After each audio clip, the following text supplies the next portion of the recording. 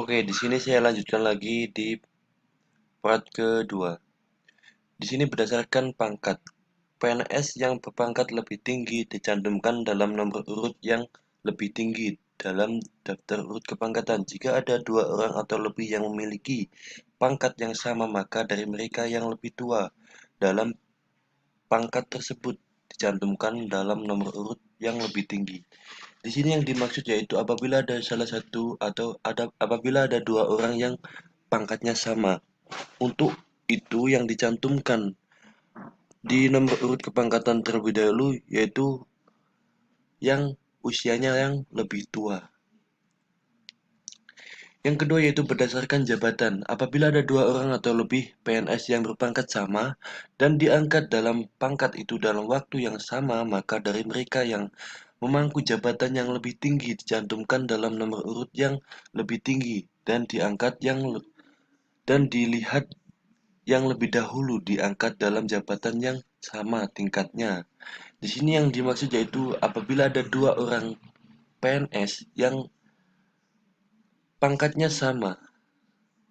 Untuk itu, dari dua PNS tersebut dipilih berdasarkan jabatan. Semisal yang satu jabatan ketua dan yang satunya lagi yaitu wakil ketua. Nah, di sini yang dicantumkan dalam nomor urut yang terlebih dahulu yaitu yang ketua terlebih dahulu, baru wakil ketua. Yang ketiga yaitu apabila ada dua orang atau lebih PNS yang berpangkat sama dan diangkat dalam pangkat itu dalam waktu yang sama dan memangku jabatan yang sama, maka dari mereka yang memiliki masa kerja sebagai PNS yang lebih banyak dicantumkan dalam nomor urut yang lebih tinggi. Di sini saya contohkan lagi apabila ada dua orang yang pangkatnya sama dan memiliki jabatan yang sama. Contohnya, yang satu memiliki jabatan ketua dan yang satunya lagi yaitu jabatannya juga ketua. Untuk itu yang dicantumkan terlebih dahulu yaitu masa kerjanya yang lebih tua atau yang lebih lama. Contohnya yang satu 50 tahun dan yang satunya lagi yaitu 40 tahun. Tentu yang dicantumkan yang terlebih dahulu yaitu yang 50 tahun. Yang selanjutnya itu berdasarkan latihan jabatan. Nah, apabila ada dua orang atau lebih PNS yang berpangkat sama dan diangkat dalam pangkat itu dalam waktu yang sama dan memangku jabatan yang sama dan memiliki masa kerja yang sama pula, maka dari mereka yang pernah mengikuti latihan jabatan yang ditentukan dicantumkan dalam nomor urut yang lebih tinggi. Nah, di sini saya contohkan lagi apabila ada dua orang yang pangkatnya sama dan kedudukannya sama. Tetapi yang satunya ini, yang satu telah mengikuti latihan jabatan dan yang satunya lagi tidak mengikuti latihan jabatan. Tentu yang dicantumkan di nomor urut kepangkatan yang nomor satu yaitu yang latihan jabatan. Yang selanjutnya yaitu yang tidak mengikuti latihan jabatan. Yang selanjutnya yaitu berdasarkan pendidikan. Apabila terdapat dua orang atau lebih PNS yang memiliki pangkat sama, memangku jabatan yang sama, memiliki jumlah masa kerja yang sama, serta lulus dari latihan jabatan yang sama pula, maka pegawai tersebut yang lulus dari pendidikan lebih tinggi yang dicantumkan dalam nomor urut yang lebih tinggi. Di sini saya contohkan lagi apabila ada dua PNS yang pangkatnya sama, kedudukannya sama, latihan jabatannya juga sama. Untuk yang ditentukan di nomor urut yang nomor satu atau dua yaitu yang pendidikannya yang lebih tinggi. Contohnya yang satu pendidikan S1 dan yang kedua yaitu D3. Tentu yang dicantumkan yang terlebih dahulu yaitu yang S1, baru yang D3. Oke, yang selanjutnya itu berdasarkan usia. Di sini jika ada dua orang atau lebih PNS yang memiliki pangkat yang sama, memangku jabatan yang sama, mempunyai masa kerja yang sama, lulus dari jabatan latihan jabatan yang sama pula, serta lulus dari pendidikan yang sama atau setingkat, maka pegawai tersebut yang berusia lebih tinggi yang dicantumkan dalam nomor urut yang lebih tinggi.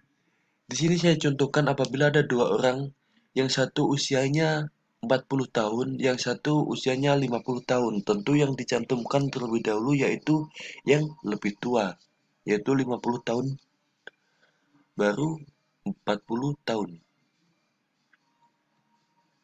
Nah, ini adalah salah satu contoh penerapan di satuan pendidikan. Nah, bisa kalian lihat dan bisa kalian perhatikan, di sini ada pangkat, golongan, jabatan, masa kerja, latihan, jabatan, pendidikan, dan usia. Apabila kalian sudah memahami 6 poin tadi, tentu kalian akan lebih mudah dalam mengisi daftar urut kepangkatan pegawai. Di sini saya jelaskan lagi Haris dan Ahmad. Ahmad dan Haris. Nah, di sini saya ibaratkan bahwasanya Haris memiliki pangkat kepala sekolah, sedangkan Ahmad juga memiliki pangkat kepala sekolah. Dan masa kerjanya juga Ahmad 25 tahun, Haris 30 tahun. Nah, di sini latihan jabatannya Haris yaitu kepala sekolah. Ahmad sendiri juga kepala sekolah. Nah, untuk pendidikannya yaitu Haris S2, Ahmad S2. Nah, untuk usianya sendiri yaitu 50 tahun, Ahmad 50 tahun, Haris 50 tahun. Nah, di sini yang membedakan yaitu masa kerja. Nah, di sini untuk masa kerja yang lebih lama yaitu Haris. Nah, apabila Haris ini memiliki jabatan sama, latihan jabatan sama, pendidikan sama, usianya sama, pangkat golongannya sama, tentu yang dicantumkan nomor urut 1 yaitu Haris karena usianya yang lebih tua. Seperti itu. Nah, untuk yang selanjutnya itu penghapusan. Penghapusan sementara dan penghapusan dan penggantian duk. Maaf, ada beberapa hal yang menunjukkan duk pegawai terhapus atau dihapuskan, antara lain sebagai berikut. Di sini saya contohkan pegawai negeri sipil yang diberhentikan sebagai pegawai negeri sipil. Nah, tentu ini akan dihapus dalam daftar urut kepangkatan. Dan yang kedua itu pegawai negeri sipil yang meninggal dunia. Ini juga akan dihapus dalam nomor urut kepangkatan. Nah, untuk yang dihapus sementara yaitu apabila ada pegawai yang cuti atau yang menjalankan tugas di luar daerah atau di negara lain. Nah, untuk itu akan dihapus sementara. Nah, yang ketiga yang selanjutnya yaitu penggantian duk. Nah, kenapa kok harus diganti? Yaitu apabila ada pegawai negeri sipil yang naik jabatan. Nah, tentu daftar urut kepangkatannya akan diganti. Atau pegawai yang digantikan. Tentu daftar urut kepangkatannya juga akan diganti. Yang selanjutnya yaitu menganalisis format penyusunan duk. Nah, berikut ini merupakan standar penyusunan duk.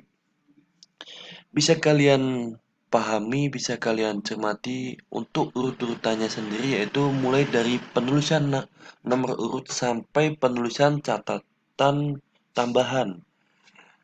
17 poin ini bisa kalian pahami di tabel contoh tabel contoh daftar urut kepangkatan kejaksaan. Nah, ini salah satu contoh daftar urut kepangkatan yang lebih lengkap.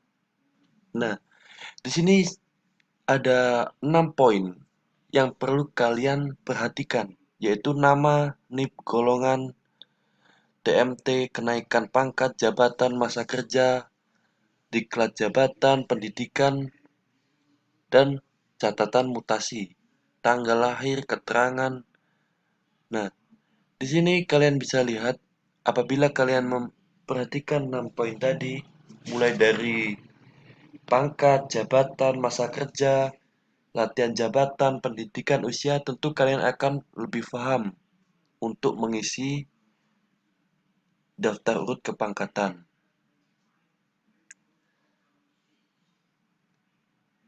Yang selanjutnya yaitu menelaah keberatan atas nomor urut kepangkatan. Menelaah keberatan atas nomor urut kepangkatan, yaitu pegawai negeri sipil yang merasa nomor urut dalam daftar urut kepangkatan tidak tepat dapat mengajukan keberatan secara tertulis kepada pejabat pembuat daftar urut kepangkatan yang bersangkutan melalui hierarki yang berlaku. Surat keberatan yang diajukan harus memuat alasan-alasan yang kuat. Pengajuan keberatan harus dilakukan dalam jangka waktu 30 hari sejak tanggal pengumuman daftar urut kepangkatan. Apabila keberatan yang diajukan melebihi jangka waktu 30 hari, tidak akan dipertimbangkan oleh pejabat pembuat duk. Di sini yang dimaksud yaitu apabila ada pegawai yang merasa nomor urut kepangkatannya tidak sesuai. Nah, pegawai tersebut dapat mengajukan permohonan untuk dapat disesuaikan dengan daftar urut kepangkatan yang diinginkan. Nah, untuk mengajukan tersebut ada syarat-syarat dan ketentuan. Apabila alasan-alasan yang